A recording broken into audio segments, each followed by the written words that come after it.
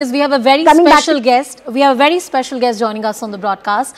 We have Colonel Deepak Patil, who's with us on the show. He's somebody who led these rescue operations for NHIDCL, one of the very instrumental officers to make this entire operation a huge success. So first, a big congratulations to you. Thank you so much for sparing your time. Thank you for joining us on the broadcast. What kind of journey it has been for you? You led the operations. Tell us more about how this success was built, brick by brick, moment by moment. Well, thank you so much for giving me an opportunity to talk to you people.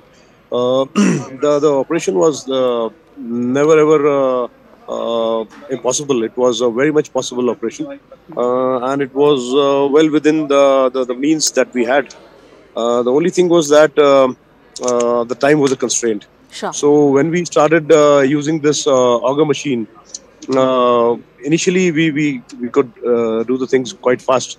Because there was only soil and a little bit of stones in the path of the pipe, the 800 mm dia pipe. Initially, we had put the 900 mm dia pipe, and later on, when it got stuck between the stones, we could break few of them with the drill of the auger, and then remove it through the auger system. Yes. However, later when we could not push it any further, we started using another 800 mm dia pipe. Telescopically inserted inside so that the friction was reduced, and then this 800 mm dia pipe also went quite far. Yeah.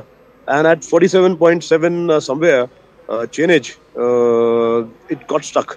It got stuck and entangled into the lattice girders and the pipe roofing pipes, and thereafter it could not pull those things out. Sure, and it started damaging the head of the pipe itself. Yeah. Yeah. So that was the time when a little setback was there.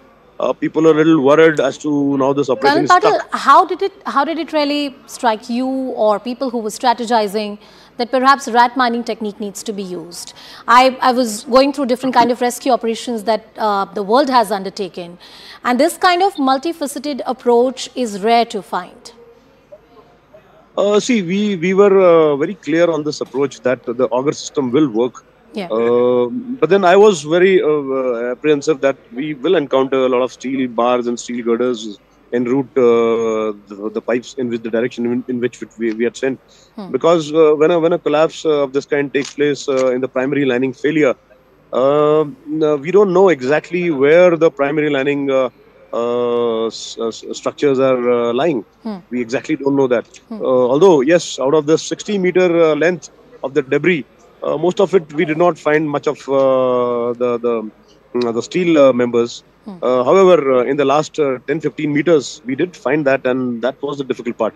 So when it got stuck there, we had to remove the entire auger. We had to also remove the head of the auger, that is the drill bit. Yeah. And then the only option which was left with us was to start removing the muck in front of the pipe's face using manpower. And our strategy now was to go as slow as possible, remove the hurdles in front of the pipe, and go inch by inch, feet by feet. And later, we could even go 2.5 meters in one go.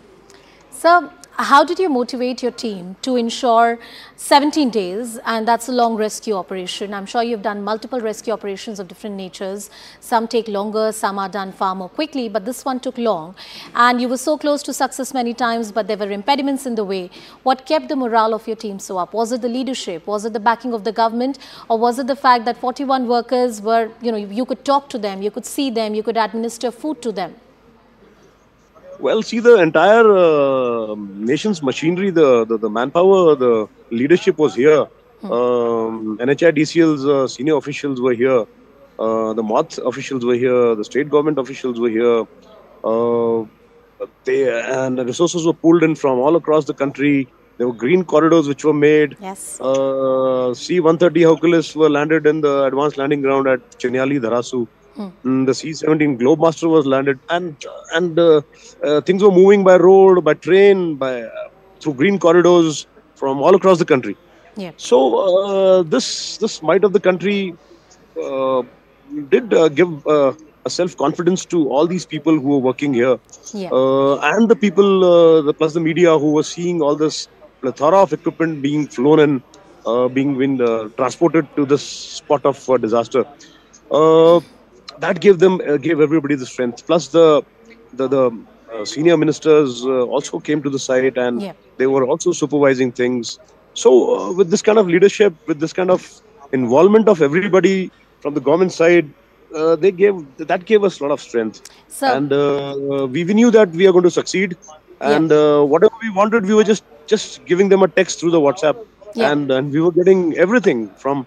I mean, we had multiple welding machines, from laser cutting to magna cutters to uh, blow torches, gas cutters, plus people who are experts Colonel Patil, in doing all this. on that note, I want to ask you this question quite candidly because you're already elaborating on it. That often we see bureaucracy as a hurdle in getting things done in this country. But this rescue operation is an example that when the system and leadership decides to get something done for the benefit of the larger, public at large, for public interests, things can move, systems can move, and they can move for the last person on the ground. Yes, of course, the synergy is important, and it's not that things always go wrong. There are a lot of times when things are right, they're perfect. Sure. When everybody involves and starts working in the positive direction, I think we can do jobs which looks like impossible.